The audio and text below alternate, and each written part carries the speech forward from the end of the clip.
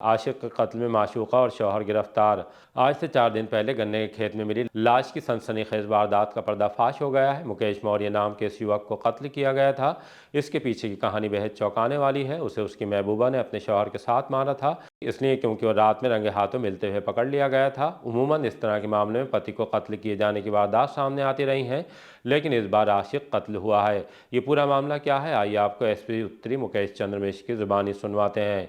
देखिए, प्रकरण थाना हाफिजगंज के सैथल कस्बे से संबंधित है, जहां के निवासी मुकेश मौर्य, जिनकी लाश सैथल के ही एक गेहूं के खेत में पड़ी मिली थी दिनांक 5 दिसंबर 2025 को। इस सूचना पे पुलिस ने मौके पे पहुंचकर सबको कब्जे में लेकर पंचायतनामा पोस्टमार्टम की कार्रवाई कराई थी और पोस्टमार्टम रिपोर्ट में इसमें स्ट्रैंगुलेशन के कारण उसका हत्या होना प्रकाश में आया था।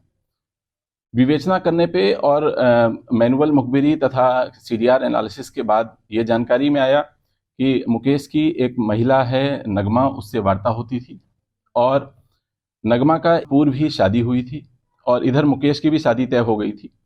इनका लगभग 2-3 साल पहले से ही नज़दीकी संबंध रहे हैं और लगातार इनकी वार्ता ट्रेस हुई है।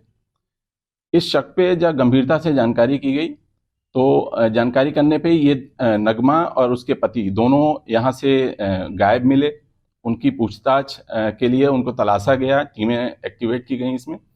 फिर इनकी गिरफ्तारी की गई जादवपुर से और गिरफ्तारी के बाद जब इनसे कड़ाई से पूछताछ की गई तो जानकारी में आया कि एक प्लानिंग के तहत जब नगमा के पति ने मुकेश और नगमा को आपत्तिजनक स्थिति में देख लिया था तो उस समय पति ने नगमा से कहा कि या तो तुम मुझे चुनो या इसके साथ रहो, ये तुझे छोड़ेगा नहीं। इस स्थिति को देखते हुए नगमा ने पति से कहा कि मैं शादीशुदा हूं और मैं तुम्हारे साथ ही रहूंगी, और इन्होंने एक षड्यंत्र करके फिर उसी दिन लगभग 4 दिसंबर 2025 को रात्रि लगभग 11 बजे की बात है ये, उस समय इनको प्लानिंग के तहत वहां से अपने टांडा सादात के आवास से इसको घर छोड़ने के बहाने, ये नशे में था, घर छोड़ने के बहाने लेके जाते समय इसकी गला दबा के हत्या कर दी और इस हत्या में दोनों ये पति पत्नी शामिल हैं। इनको आज पर्याप्त सबूतों के साथ माननीय न्यायालय की अभिरक्षा में भेजा जा रहा है और इनके विरुद्ध कड़ी से कड़ी कार्रवाई की जाएगी। अन्य नामजद अभियुक्तगणों के विरुद्ध भी विवेचना जारी है। अगर कोई साक्ष्य उनके खिलाफ पाए जाते हैं तो उनके खिलाफ भी आवश्यक विधिक कार्रवाई की जाएगी।